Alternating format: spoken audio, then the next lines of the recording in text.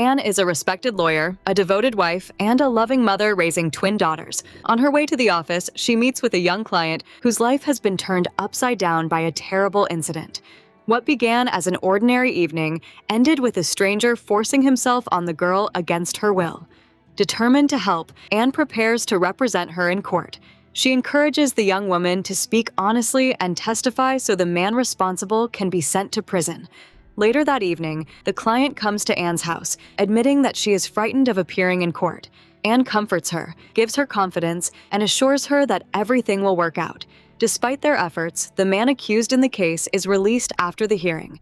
Around the same time, Gustav, the son from Peter's first marriage, arrives at their home. After repeatedly getting into trouble, he has been expelled from school. His mother has reached her limit with his behavior and decides to send him to live with his father.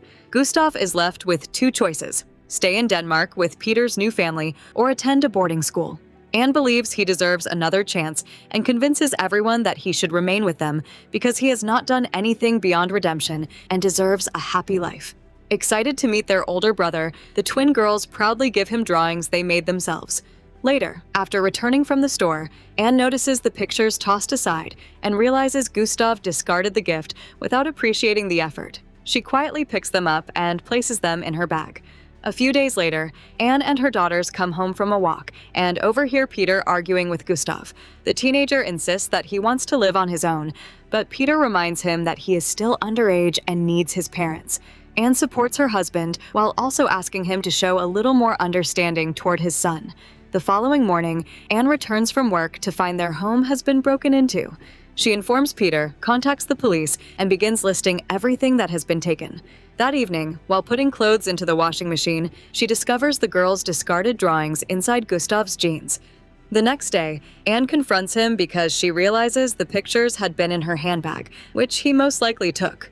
Gustav refuses to admit anything, but Anne's experience as a lawyer tells her otherwise. She gives him three choices: tell his father the truth and be sent to an orphanage, face prison, or make an effort to become part of the family. Gustav chooses to stay and begins trying to improve his relationship with Anne and his younger sisters. During a picnic by the lake, Gustav spends time playing with the girls and even pretends to interview them for fun. That evening, he brings home a friend named Amanda and explains that things did not go well between them, so she will spend the night at their house.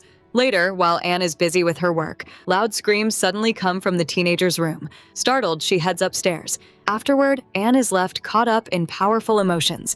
The next day, after finishing work, Anne attempts to become closer to Peter, but he pays little attention because he is focused on preparing for an important business trip. During another day by the lake, the family enjoys themselves together. After accepting Gustav's suggestion, Anne joins him for a swim, and the two playfully splash water at each other. That evening, once the girls are asleep, they sit together and enjoy a pleasant conversation. Anne notices Gustav's tattoo, and he offers to give her a small one on her arm. She immediately turns down the idea, but eventually changes her mind and agrees. A few days later, Anne and Peter invite guests over to their home. Before long, Anne loses interest in the gathering and slips away to listen to music while having a few drinks. Outside, she runs into Gustav, who is on his way to a nearby bar. Spending the evening together brings them even closer. Eventually, Gustav grows tired and decides to head home.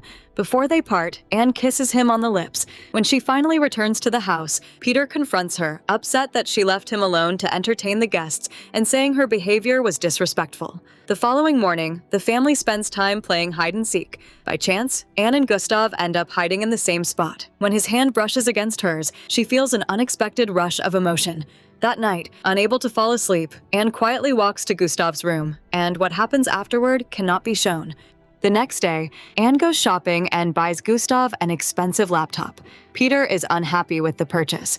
That evening, after returning from a party, the couple shares a private moment together. Later, Anne plans to meet Gustav during gymnastics, but Peter unexpectedly comes home much earlier than usual, and she narrowly avoids an awkward situation. Afterward, Anne and Gustav leave for the forest, where they continue what they had started. Later, Gustav playfully interviews his stepmother, asking a series of childish and unusual questions. Before long, Fanny and Frida celebrate their birthday, and Lena gives the twins water pistols as presents. While Anne goes to get some water, Gustav approaches her, hoping to share another private moment. Lena notices Anne kissing Gustav and immediately leaves the celebration, making it clear that she disapproves. Terrified of losing her family, Anne begins ignoring Gustav. Hurt and frustrated by her sudden distance, he climbs a tree and disrupts the party. After falling to the ground, he pretends to be seriously hurt, only for everyone to realize he is joking. The following morning, Anne tries to speak with Gustav and tells him that everything between them is over. He struggles to accept the breakup and threatens to tell Peter everything. Meanwhile, Peter makes an effort to rebuild his relationship with his son and decides to take him to Sweden for a few days.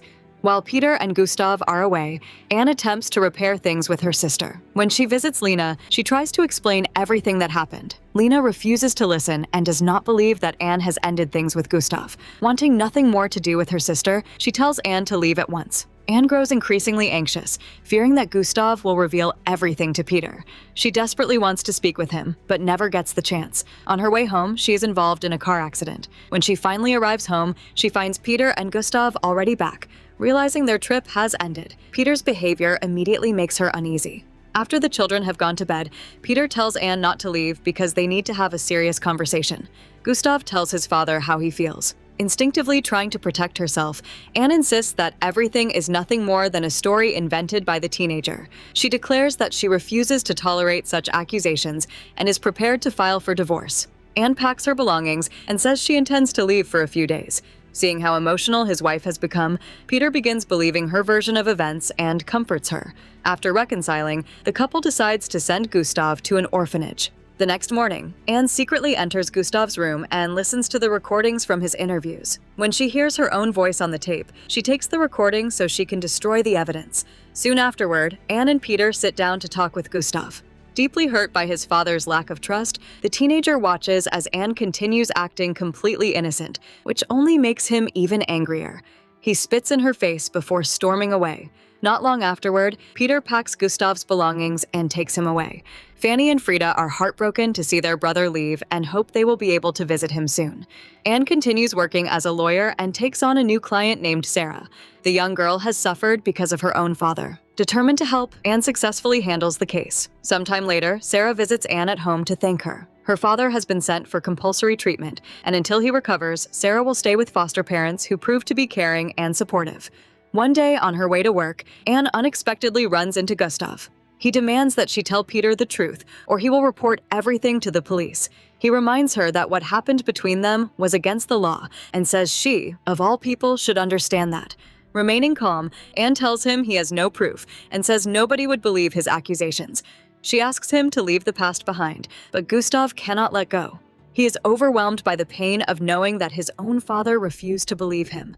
That night, he sneaks into the house, but Anne forces him to leave. A few days later, Anne celebrates her birthday. Lena comes to visit and is willing to move past everything that happened before. Near the end of the evening, Peter tells Anne that his former wife has called to report that Gustav has disappeared. Several months later, the police ask Peter to travel to Sweden.